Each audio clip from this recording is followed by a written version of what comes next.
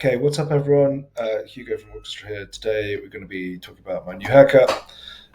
No, just kidding. We're going to talk about how we can basically leverage Orchestra to get visibility of AWS Lambdas.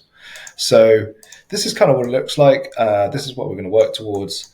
And I guess a good start is this article, which I've written, which will be in the comments. If you want to sort of go into the nitty gritty a bit more, highly recommend to do this.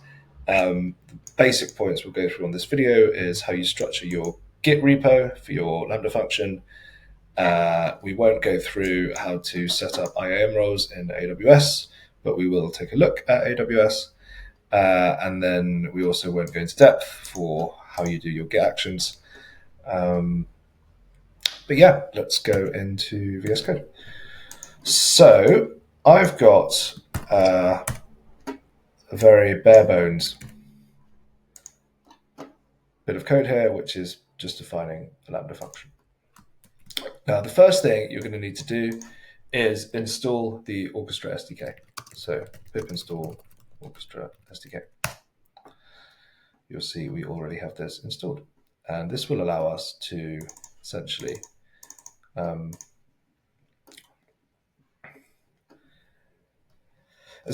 make doing this Lambda really easy. The next thing we're going to do is we're going to define our data processing. So let's just call it data processing. And this is going to be a function which we want to, which we want to call as part of a data pipeline. So this could be doing a bit of ELT. It could be something super light, like getting a query, like sending a query to your database, and then putting that information into like a message and sending it somewhere.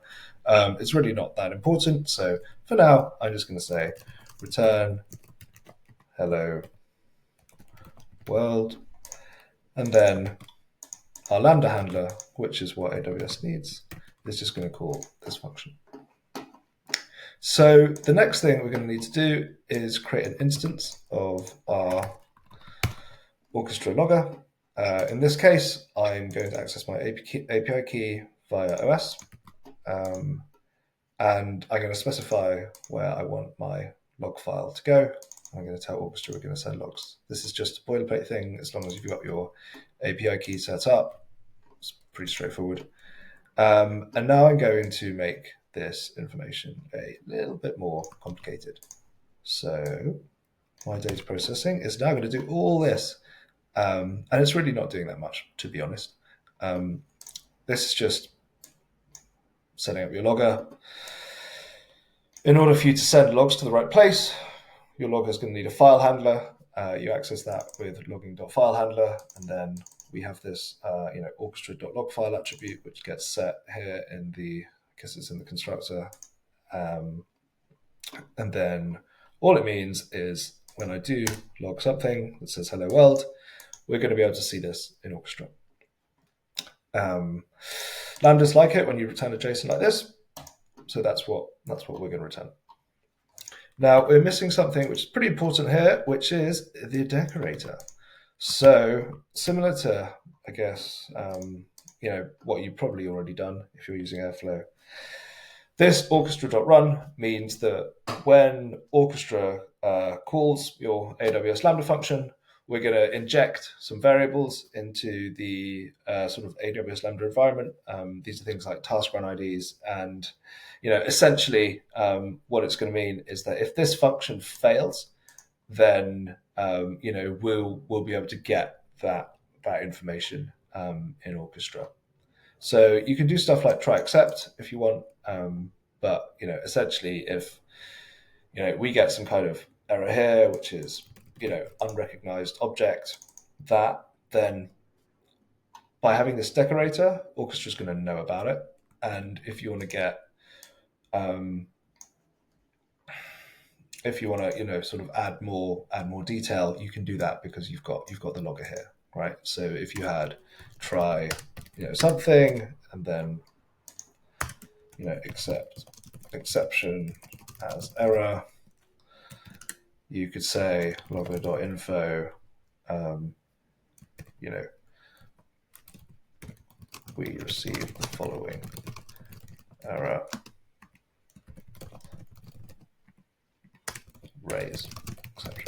Right, something like that. I mean, this would be superfluous, right? Because we'll get this information in Orchestra anyway. But if it was like we received the following error, here is some custom logic I need you to do because you know what that error is. You can obviously add that here. But we're not going to do that.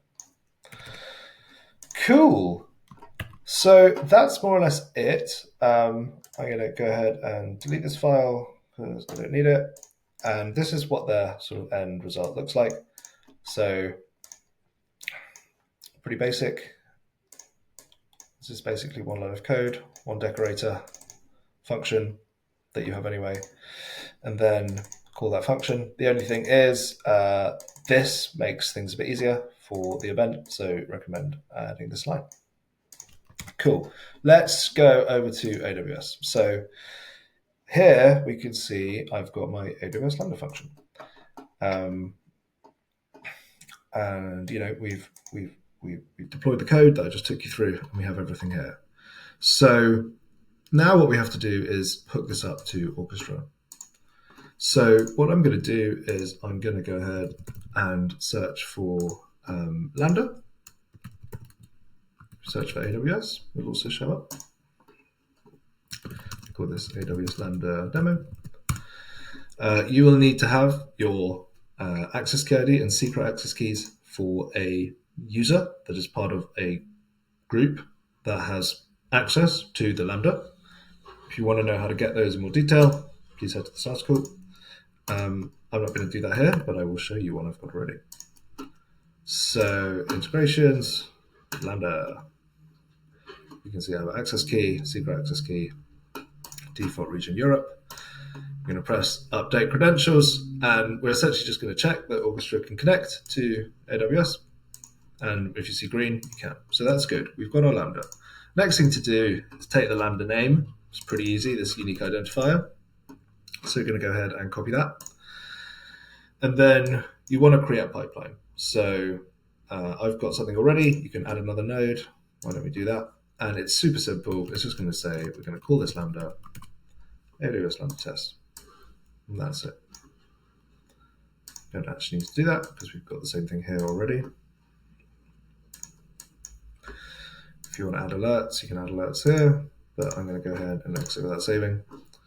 And that's how we do a Lambda. So I'm going to run this and let's see what happens. So if I go to monitor, view CloudWatch logs,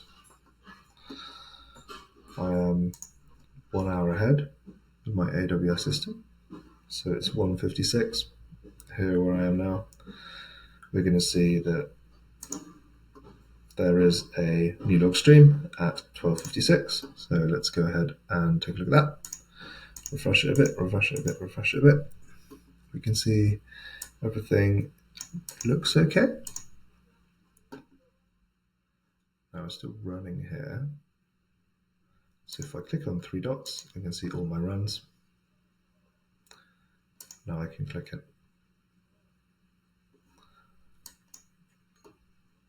You'll see that this was accepted. So it looks like this guy is still running.